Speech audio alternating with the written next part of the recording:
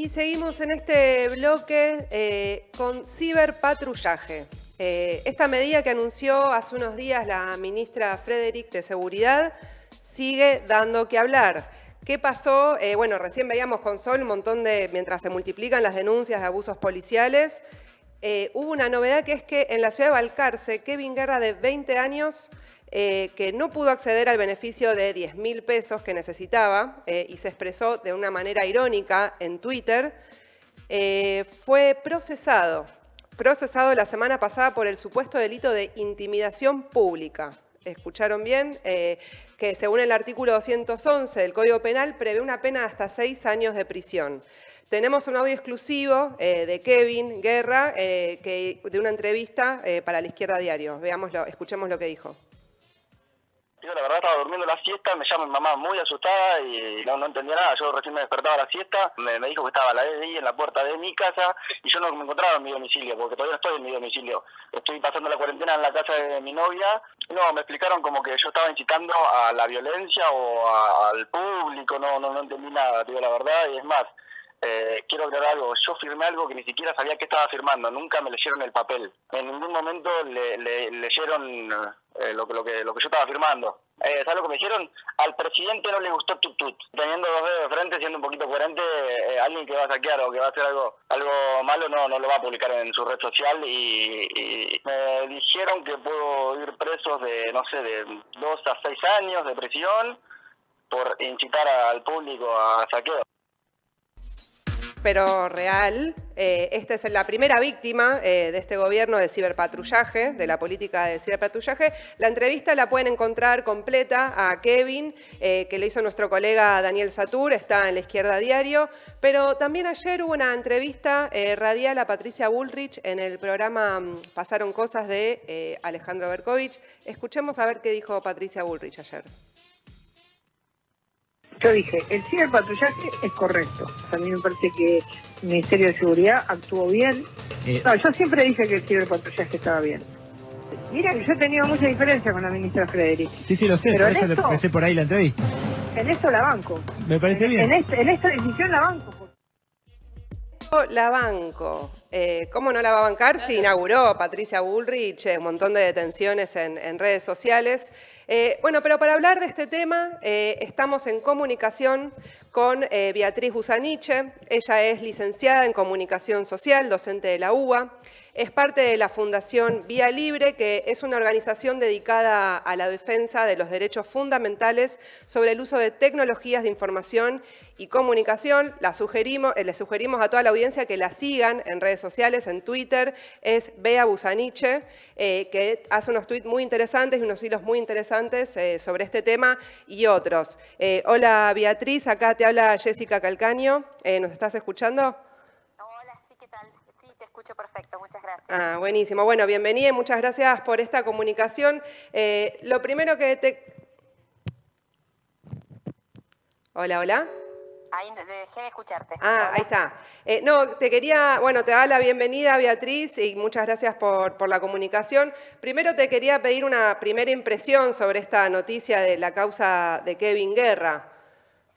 Bueno, lamentablemente es una vez más, te lo dije, nosotros desde la Fundación Vía Libre, ni bien escuchamos las declaraciones de la ministra Frederick, advertimos sobre esto, mucha gente nos trató de exagerados, de que este gobierno y bla, pero lo cierto es que cuando vos le das poder descontrolado a las fuerzas de seguridad es lo que sucede, esto es lo que sucede si no tenés un correcto control de constitucionalidad de los actos de las fuerzas y demás, así que eso se inscribe en un capítulo más de abuso institucional por parte de las fuerzas de seguridad, lamentablemente convalidado en este caso por la ministra Frederick, y también no podemos quitarles la responsabilidad con los funcionarios judiciales que avalaron esto, porque esto no fue la fuerza simplemente que fue a iniciar una causa, hay una fiscalía y jueces que no descartan esto y que le dan curso, ahí es donde hay un problema serio.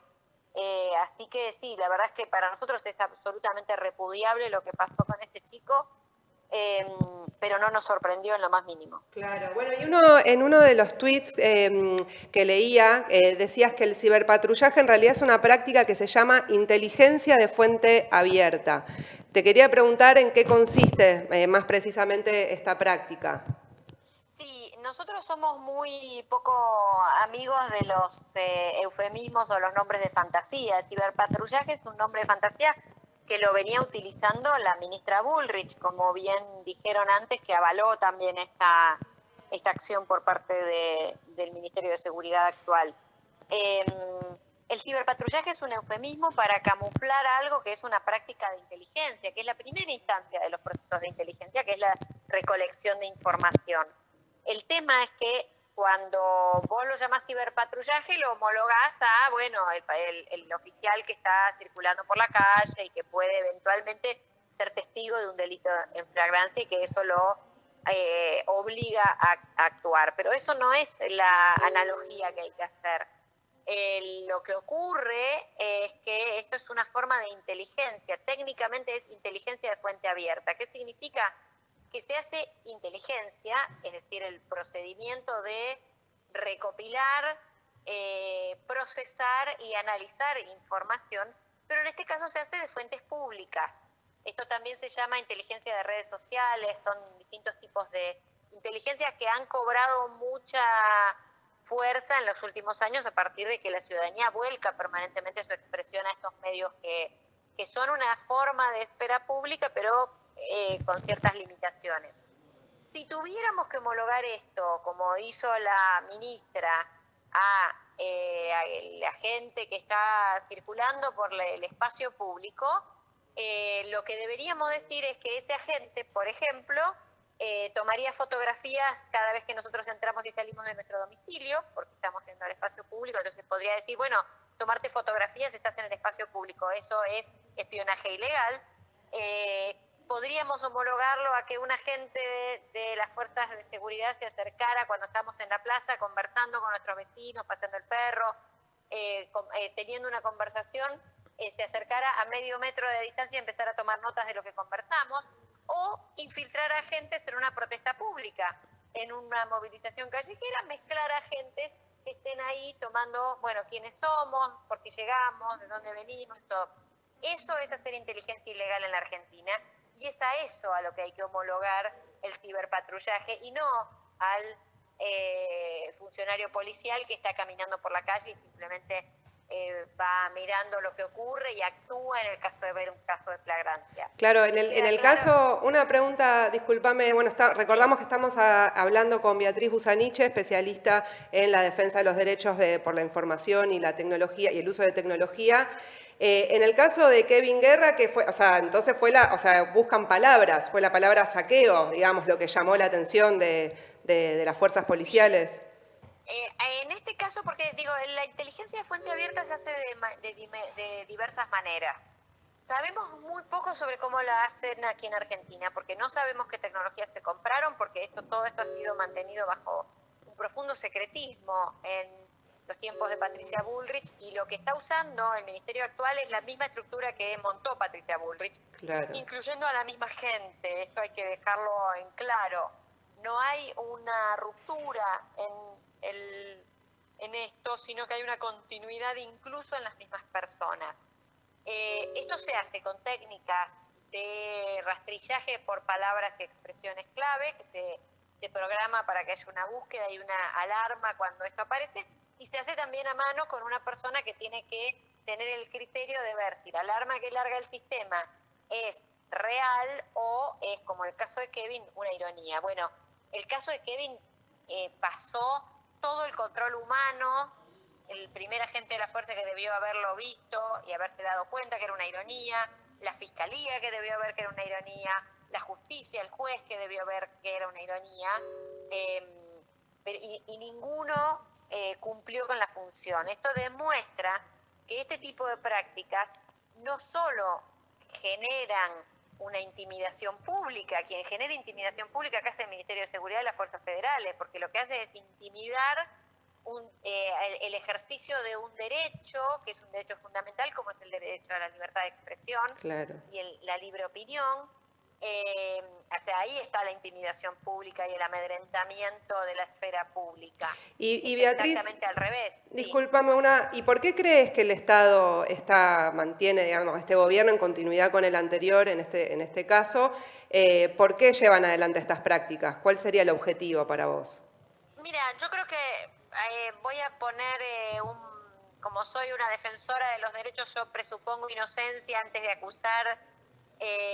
Yo creo que a la ministra la agarraron en un tema que no domina. Y había una estructura armada que le vino con una supuesta solución al problema del ánimo público y del ánimo social y lo compró sin entender realmente de qué se trata el tema. A veces uno puede atribuir, y es igual de grave, digamos, no estoy justificando en absoluto, pero creo que la agarraron en un tema que claramente no domina. Claro, el tema es por lo que decías antes de esto del problema de la libertad de expresión, ¿no? Digamos, porque se anunció incluso diciendo lo del humor social, bueno, y hay ya un caso concreto, digamos, de que se habla de saqueo y, bueno, se actuó la fuerza. Fíjense cómo fue el proceso que llevó. La ministra hace esta conferencia, habla del humor social, inmediatamente ante la crítica pública se desdice y las justificaciones que da son absolutamente insolventes, digamos. O sea, para mí esas 48 horas desde que la ministra hace esta declaración y después la sale a aclarar, la dejaron en un lugar que claramente está siendo en esta agenda dominada por los mandos medios, digamos, por los que están abajo de ella, y no es ella la que lidera políticamente la cuestión. Cosa gravísima cuando hablamos de temas de seguridad. Claro. Yo voy a hacer un llamamiento urgente a que la ministra revea esto, porque esto le va a traer tanto al ministerio como al propio presidente más problemas que soluciones. Estamos en un momento en el que circula desinformación seria, que hay gente que a como dé lugar quiere levantar la cuarentena, que es la única estrategia que claramente ha dado resultados positivos y que está dando resultados positivos. Es un momento en el que necesitamos construir confianza en el Estado, ¿sí?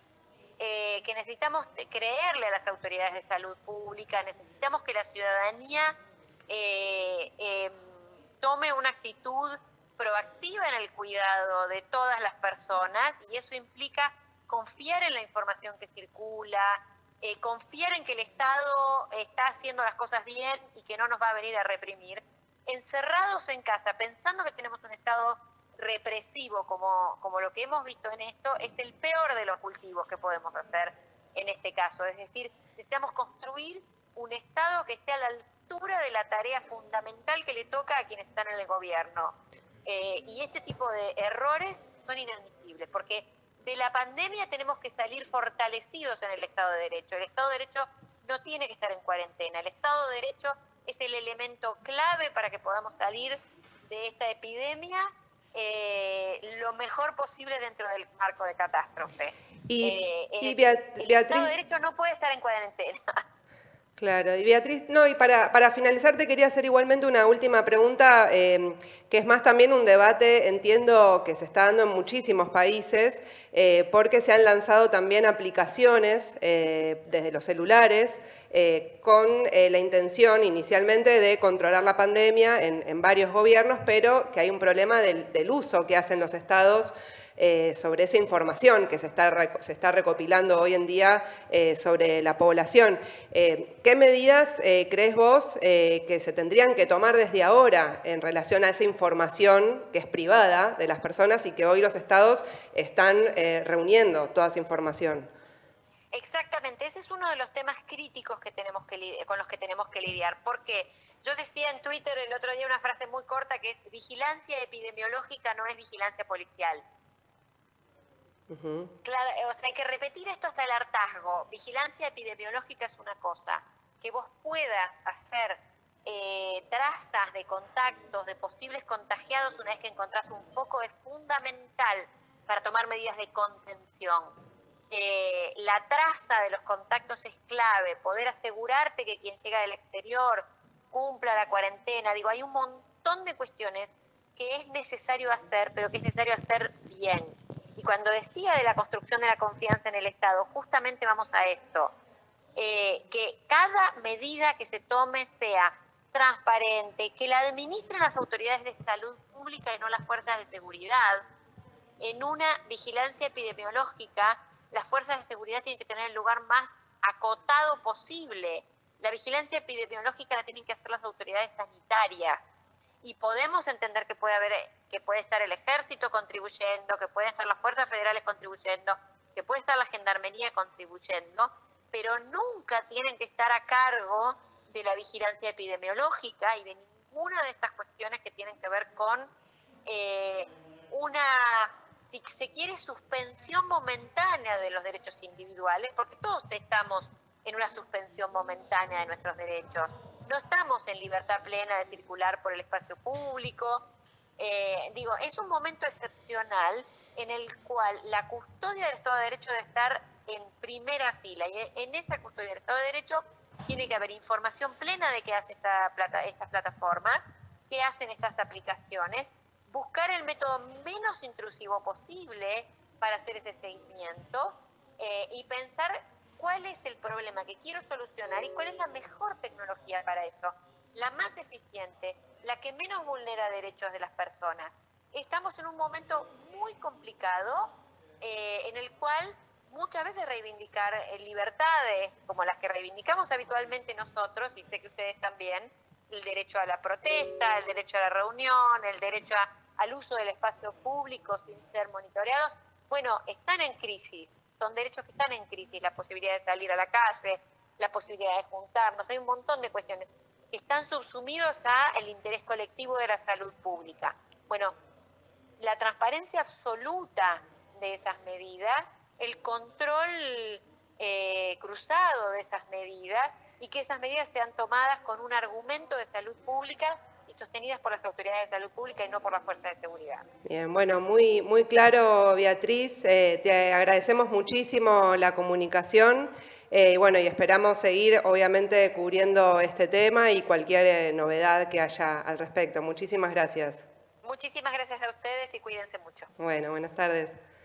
Bueno, ahí estaba Beatriz Busaniche. Es realmente un debate, hay una posición, digamos, ¿no?, que plantea Beatriz, da información, digamos, muy importante, pero bueno, desde acá el programa por lo menos hemos polemizado sobre todo con el tema de que sean las fuerzas represivas las que tengan el control y que tengan mayor presencia, digamos, sea por el uso de datos o en la calle, simplemente, digamos, como lo venimos viendo en distintas denuncias.